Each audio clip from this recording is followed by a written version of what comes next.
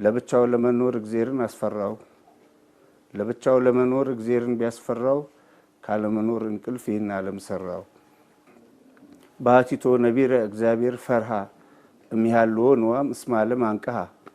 እንግዲህ እግዚአብሔር ለብቻው ለመኖር ፈራ ብለ ለማለት ራሱ እንዳንድ ሃይማኖተኛ እንዳንድ መጽሐፍ ቅዱስ ብቻ ሲያነብ ቀኔ ድጓ ጾመ ድጓ ሲል ለኖረ ከባድ ነው ግን እነሱ በአንድ በኩል ብቻ እንዳልተገላበጠ ቂጥ አይደሉም በሁለቱም ወገን የበሰሉ ሰዎች ናቸው ስለዚህ ጠየቁ ሰዎቹ የሰሩትን ስራ የቀረቡን ለምን ቀረበ ያሉኛሉ እነዛ ሰዎች እንደነሱ ጿሚ ታራሚ ዝጉሃዊ ባህታዊ የለም እንደነሱ ለሃይማኖት ቀናተኛ የለም ነገር ግን በነጻነት ሐሳባቸውን ይገልጻሉ ያላቸውን የህይወት አመለካከት ያላቸውን የእምነት አመለካከት ይገልጻሉ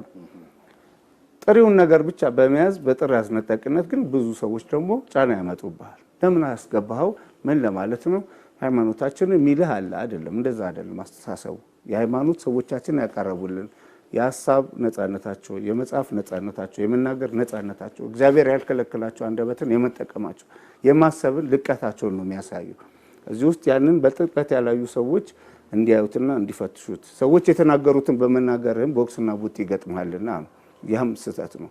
እንደዛ መሆን የለበትም የሰዎች አስተሳሰብን እንዳስረጅ ማቅረብ ይቻላል ሰዎች እንደዚህ ድረስ በጥልቀት ተመራምረው ነበር አሁን የት ነው ያለ ነው አባቶቻችን እንዲያርጓል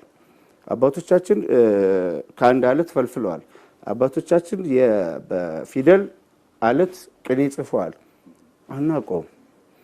ብዙ ሚስጥራት አሉ ይባላል ሚስጥሩን አያሳዩም ሰዎች ጥቂቶች ይተጋሉ ብዙዎች ደግሞ በመኮፈስና ካባብ መደረብ ብቻ ሲያጨልሙን ይኖራሉ ይሄ መሆን የለበትም እንዲያው ጥቂት ሻማ የመለኮስ ጉዳይ ከዛ በኋላ እየበዛ ይሄዳል ሌላው ፊዚክሱን ይተረጉማል አስትሮሎጂውን ኳክብት ቆጠራ ምናምን ይባላል ሌላው ደግሞ የህክምናውን እየተረጎመ ይመጣል በመድኃኒት ዙሪያ ላይ ኢትዮጵያ ቀድማ ነበር አይሰራም ዓለም ጥሎን ሄዷል ቀድሞን ሄዷል በቃ ዓለም ጥሎን ሄዷል እንደው ቀና ብለን ማየት እስካንችል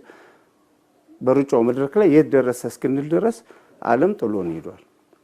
የነበሩን ማሳየት መልካም ነው የተነሳንበት ነገር አለ ማምጣት ነው እንጂ በመኮፈስና ራስን በማስታበይ ብቻ የሚፈጠር ነገር የለም ስለዚህ ለትውልድ መታየት አለበት የሚቀጥለው ዘመን ለአማርኛውም ሊቸግር ይችላል እንኳን ለገዙ